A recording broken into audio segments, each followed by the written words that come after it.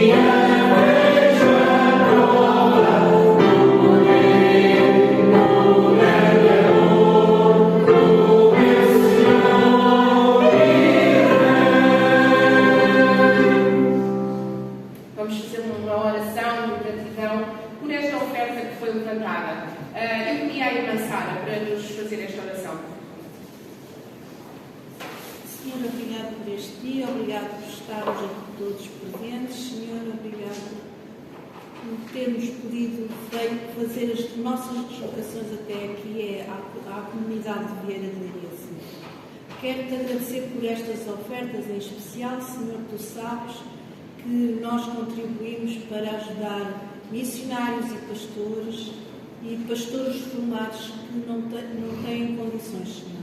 Tu sabes o que se passa com eles, Senhor, e ajuda-nos para que nós possamos sempre ajudar e que nunca nos falte nada. Em nome de Jesus, amém. Obrigada.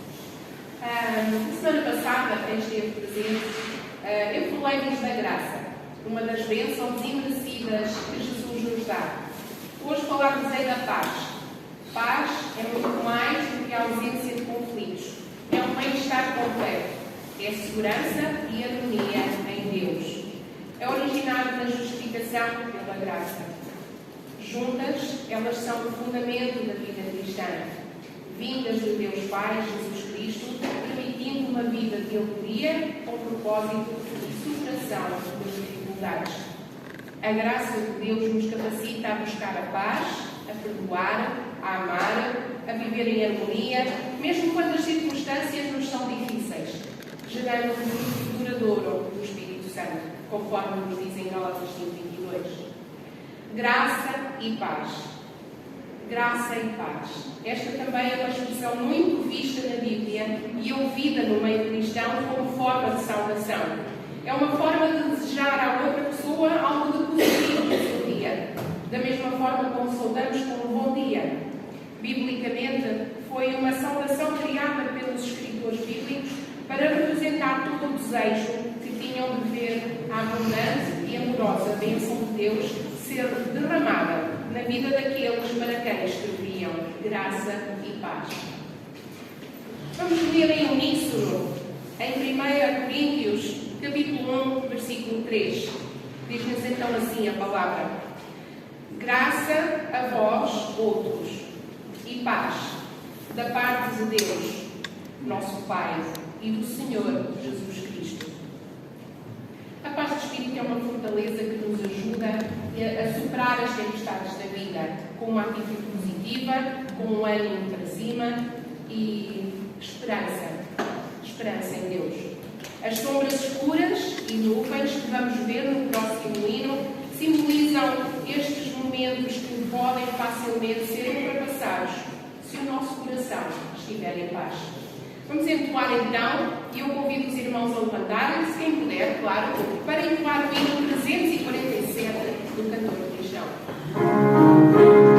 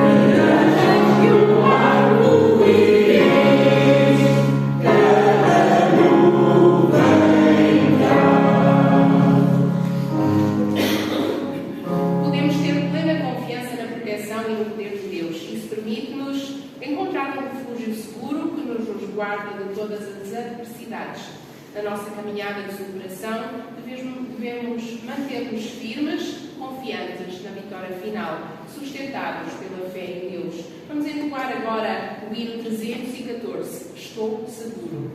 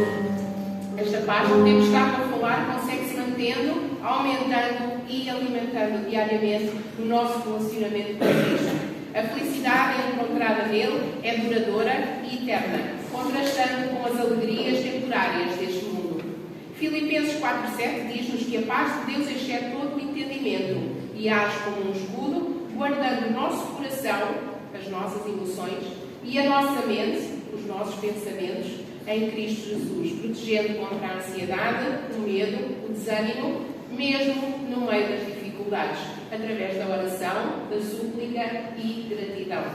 As próximas músicas são um convite para trocarmos a ansiedade pela oração e recebermos em troca a proteção de Deus e a paz, a sua paz, que só mantém firmes em Cristo, só nos mantém firmes em Cristo, aconteça o que acontecer. Vamos entoar então 2 cânticos, enquanto fazemos o levantamento dos nossos dízimos e das nossas ofertas, e depois agradeceremos. Será os cânticos 15 e 69.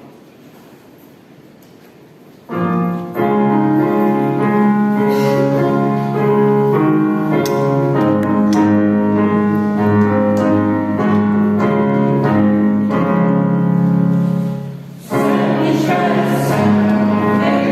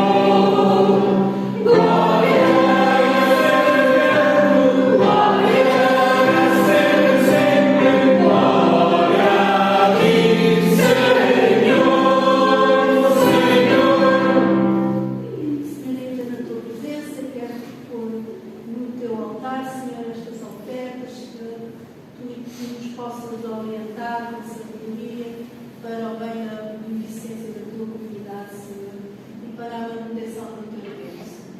Quero ainda pedir pelos enfermos da nossa igreja, Senhor, tu sabes quem são e que precisam das nossas orações e do teu braço consolador, Senhor.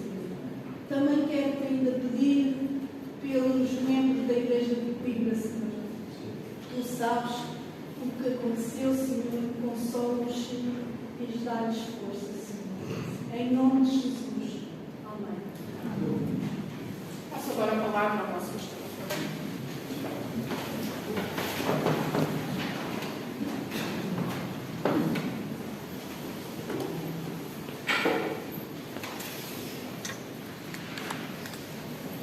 Bom dia. Esse bom dia foi. Ver se consigo enxergar com esse óculos, senão tem que mudar. A gente vai chegando numa idade que é assim, a vista fica cansada. Vamos abrir as nossas Bíblias no Evangelho de Lucas, lá no capítulo 6. Vamos ler o versículo 12 ao versículo 16 e vamos continuar refletindo na vida dos apóstolos. E aí hoje eu vou refletir sobre um homem que ele é invisível para nós, mas ele nos ensina muito. Evangelho de Lucas, capítulo 6, versículo 12 ao versículo 16, diz assim: E aconteceu que, naqueles dias, subiu ao monte a orar e passou a noite em oração a Deus.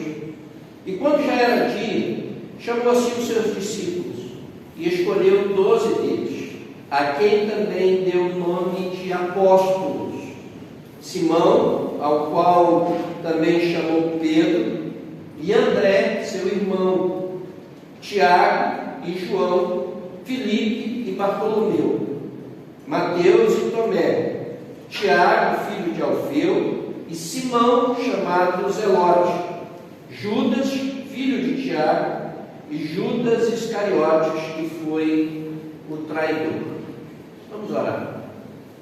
Pai, essa é a tua palavra que tu destes e inspirastes a Lucas, para que ele pudesse narrar a Teófilo aquilo que aconteceu, mas também que chegasse até nós.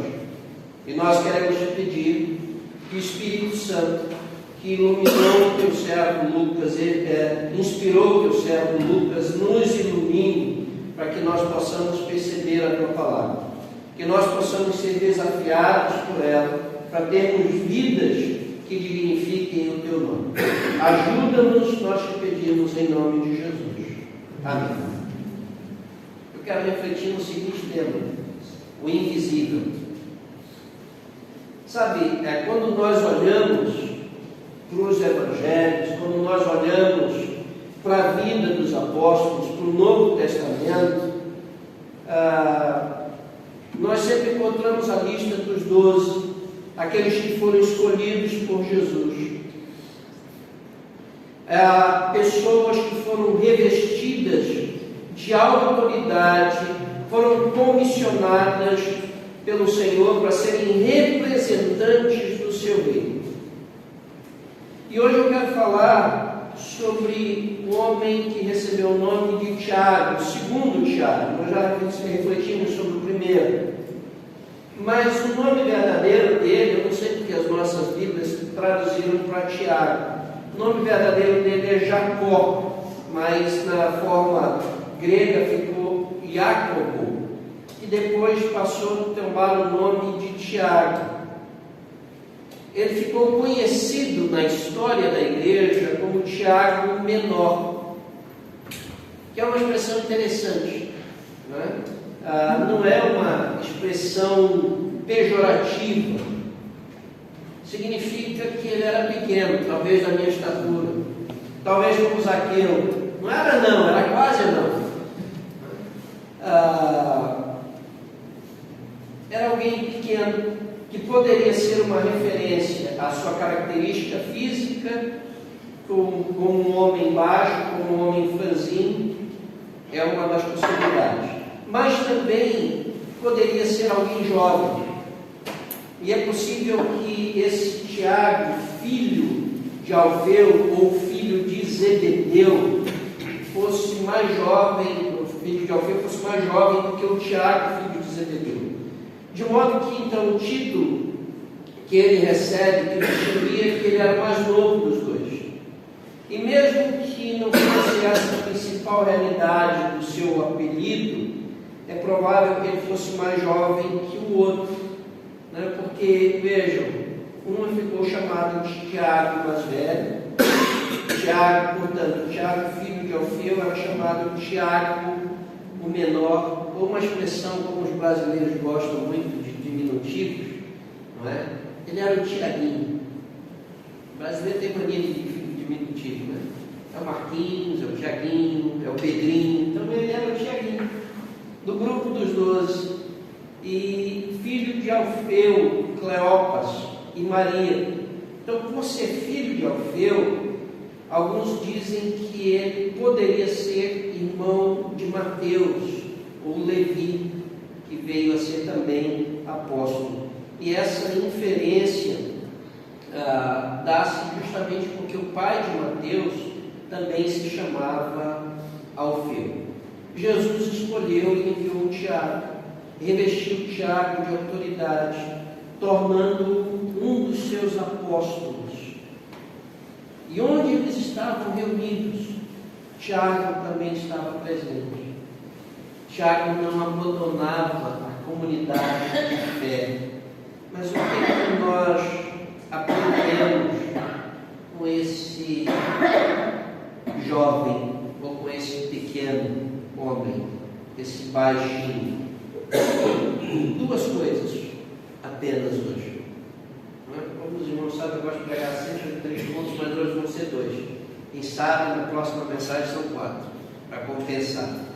Mas a primeira lição que eu aprendo com a vida de Tiago é o seguinte: leve a sua família a Jesus. Veja, nós sabemos muito pouco dele, mas o que sabemos é muito importante. A Bíblia diz que o nome do pai dele é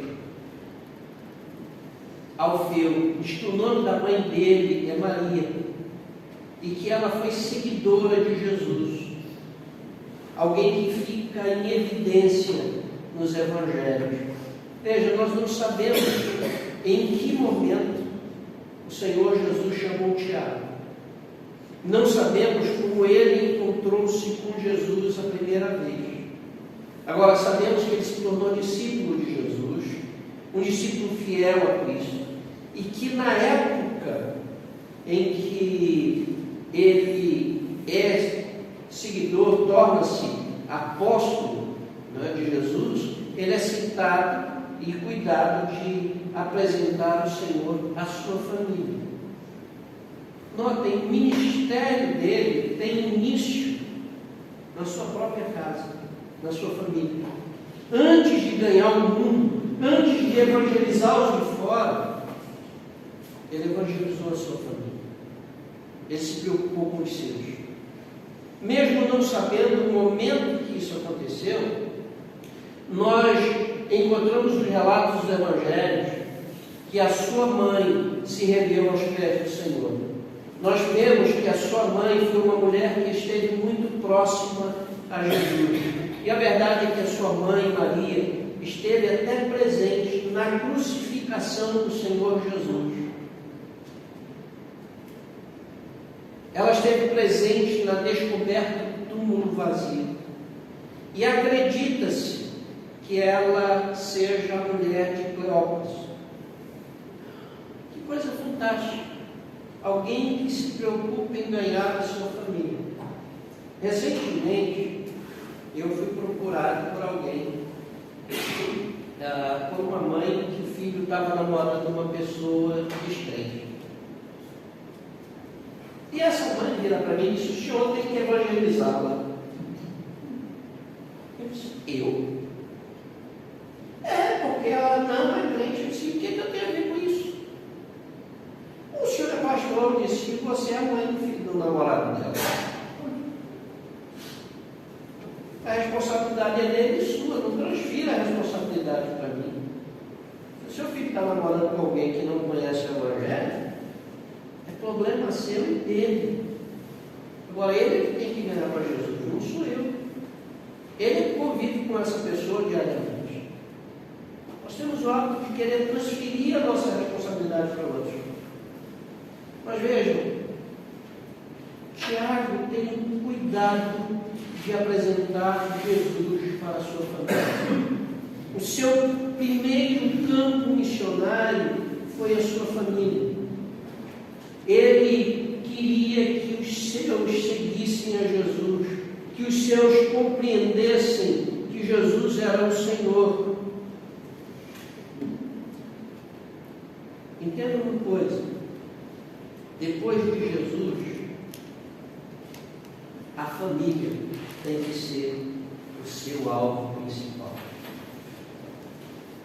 As suas prioridades, Deus, família, igreja e outras coisas. Sua família, depois de Deus, tem que ser a sua prioridade. Nunca inverta isso. Nunca coloque a igreja acima da sua família.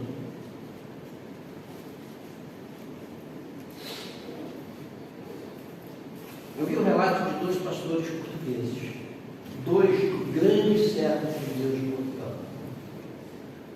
Os dois trabalharam no avanço da obra do Ministério de Portugal. Um evangelizou muito uma região daqui, mas perdeu os seus filhos.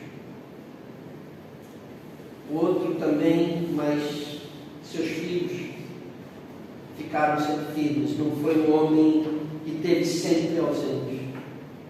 E numa conversa, perguntaram a esse que perdeu os filhos se ele pudesse começar de novo, se ele faria a mesma coisa. E ele disse: eu investiria primeiro na minha família. Nossa prioridade, nós devemos ganhar primeiro os de casa.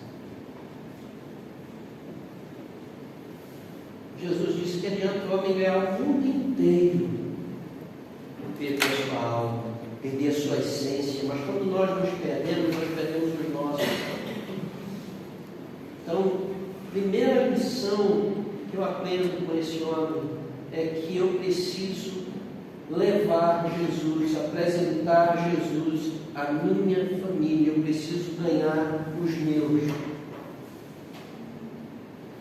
A segunda coisa, eu disse que eu vou falar só sobre 2 pontos, é o seguinte: cumpra o seu ministério. Tiago é desconhecido para nós, ele é invisível. Nós não sabemos nada sobre ele, além do que nós encontramos na Escritura. Mas o que a Escritura diz acerca dele? A primeira informação que nós temos é que ele foi eleito, que ele foi escolhido pelo Senhor para ser um dos seus apóstolos. Ou seja, ele recebeu a responsabilidade de ser um enviado de Jesus para cumprir um ministério, para pregar o Evangelho, para ter autoridade, sem se preocupar em ter o seu nome em evidência. Ele foi enviado. Uma outra realidade é que ele é um dos que vai pregar ao povo de Israel. Ele cumpre a sua missão. Nós percebemos isso em Mateus capítulo 10, de 5 a 14, quando Jesus envia os seus discípulos, em Lucas 9, 6. Então, o nosso Tiaguinho, deixa eu tratá-lo assim, o nosso Tiago, ele confia no Mestre, ele obedece a Jesus, ele é revestido de autoridade e vai pregar o Evangelho, curando enfermos, anunciando a chegada do reino de Deus. Ele faz o que deveria ser feito, ele faz na dependência do Senhor. A segunda coisa que nós encontramos é que quando Jesus está celebrando a sua última Páscoa e a sua primeira ceia, isso é depois uma outra conversa. Nós dizemos que Jesus celebrou a última ceia, não, ele celebrou a primeira ceia, ele celebrou a última Páscoa. Mas aí, naquele momento, ele institui a ceia. São duas coisas distintas. São duas celebrações dentro de um momento só. Ele está junto com o Senhor Jesus. Quando Jesus ressuscitou e apareceu para os seus discípulos, lá estava ele. Quando se dá a ascensão de Jesus, lá está ele também. Quando nós olhamos para a história, percorremos a história, a tradição afirma que ele exerceu o seu ministério na Palestina e que ele foi martirizado. E diz a história que ele, por confiar em Jesus e permanecer fiel ao Senhor Jesus, ele foi apedrejado até a morte. Agora ele é um daqueles que se tornam um ilustre desconhecidos da lista de Hebreus, capítulo 11, versículo 33 ao 40. Anonimamente, ele seguiu firme na fé, ele exerceu o seu apostolado, dependendo exclusivamente do Senhor. Então, aquelas palavras que Paulo utilizou para Timóteo também poderiam ser utilizadas para Tiago. Conjuro-te, pois, diante de Deus e do Senhor Jesus Cristo, que há de julgar os vivos e os mortos, na sua vinda e no seu reino, que pregues a palavra, que instes a tempo e a fora de tempo, corrijas, repreendas, exortes com toda a longanimidade e doutrina, porque virá o tempo em que não suportarão essa doutrina, mas tendo coceira nos ouvidos, amontoarão para si doutores conforme as suas próprias concupiscências, e desviarão os ouvidos da verdade, voltando às fábulas. Mas tu, ser sóbrio em tudo, sofre as aflições, faz a obra de um evangelista, cumpre o teu ministério. Vamos ficar com essa parte final. Cumpre o teu ministério, faz a obra de um evangelista. Foi isso que ele fez. Ele foi escolhido por Jesus, foi revestido de autoridade, cumpriu o seu ministério, obedecendo o Senhor, fazendo aquilo que Deus lhe disse. Agora, tal como ele cumpriu o ministério dele, fez aquilo que ele tinha que fazer, pelo que o Senhor o ordenou, eu e tu precisamos cumprir o nosso ministério. O ministério que o Senhor nos concedeu. Não tente fazer o ministério do outro, faça o seu. Não tente ser uma cópia do outro. Seja autêntico. Cumpra o seu ministério. No dia que eu fui consagrado no ministério pastoral, no dia 1 de fevereiro, alguns anos atrás, a mensagem do pregador daquele dia foi alguém muito querido. E ele, quando foi pregar, ele virou, ele pegou nesse texto e disse: cumpre o teu ministério. E ele virou para mim e disse: Marcos, nunca queira ser a cópia de ninguém. Nunca queira copiar o estilo de um outro pastor. Seja você. Seja autêntico. E é por isso que eu tenho esse jeitão. Eu tentei copiar alguém. Confesso, eu já tentei copiar. Nós, quando estava no seminário, tinha um pastor muito famoso no Brasil, evangelista, e ele pregava e ele gritava muito. Então ele tinha algumas frases que soavam, né? E aí eu quis imitá-lo. Ele tinha uma frase, às vezes ele só colocava assim: ouça, preste atenção, eu estou falando em nome de Jesus. Eu quis fazer isso. Ele pregava de manhã, de tarde e de noite. Eu dirigi uma congregação, fui pregar de manhã à noite. preguei de manhã, cheguei à noite, não tinha mais para pregar. Eu disse, não dá para ser igual a ele. Eu tenho que ser eu mesmo, falando baixo e tudo. Aí se eu tiver surdo, eu vou dizer, olha, aumenta o volume, porque eu sou assim. Mas eu tenho que cumprir o meu ministério. Tu tens que cumprir o teu ministério. Fazer aquilo que Deus te deu para fazer e te realizar com isso. Deixa eu concluir, queridos. Vejam, nós estamos diante da vida de alguém que foi revestido pela autoridade do Senhor, que seguiu o Senhor, que viveu junto do Senhor e junto aos demais iguais, seus que eram apóstolos, mas não chamou para si os holofotes. Passou pela vida despercebidamente, mas marcando a vida dos outros, sendo aquilo que Jesus disse que tinha que ser, sal da terra e luz do mundo. O sal a gente não vê na comida, mas sente o seu sabor, e ele faz a diferença. Era assim que ele era. E quando eu olho para esse homem, que muitas vezes nós nem lembramos o nome, aliás, às vezes nós nem sabemos que existem 2 Tiagos que são apóstolos, quanto mais lembrar o nome dele. Aí eu penso que o mundo não se lembra quase nada sobre ele. Na eternidade, porém, ele será plenamente reconhecido.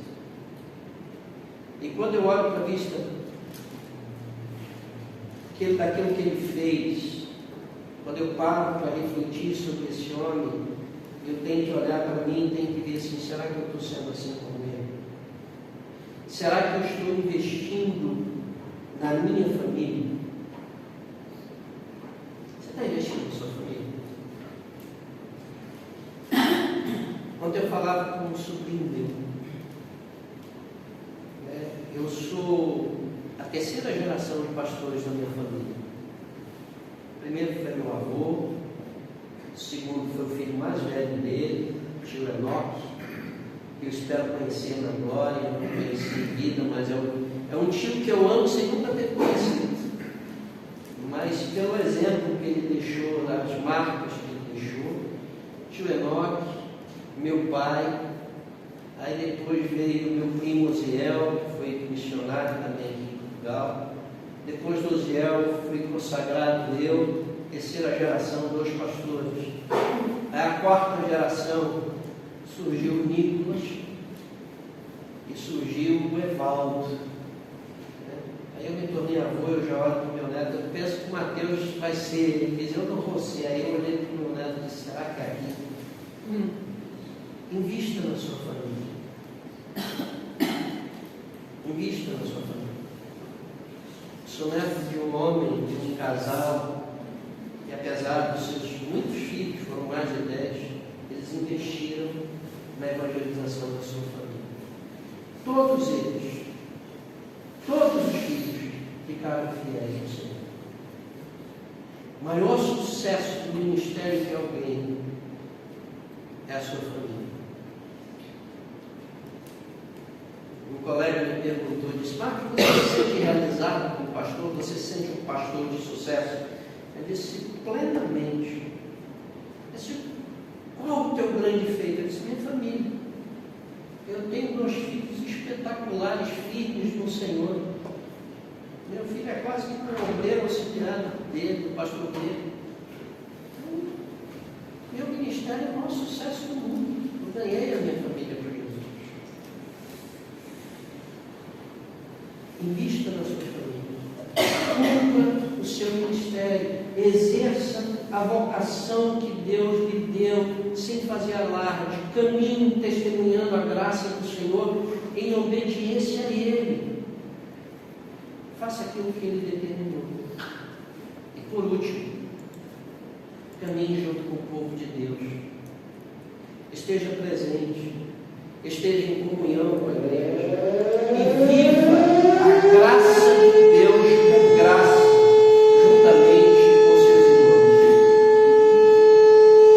Não seja daqueles que troca a igreja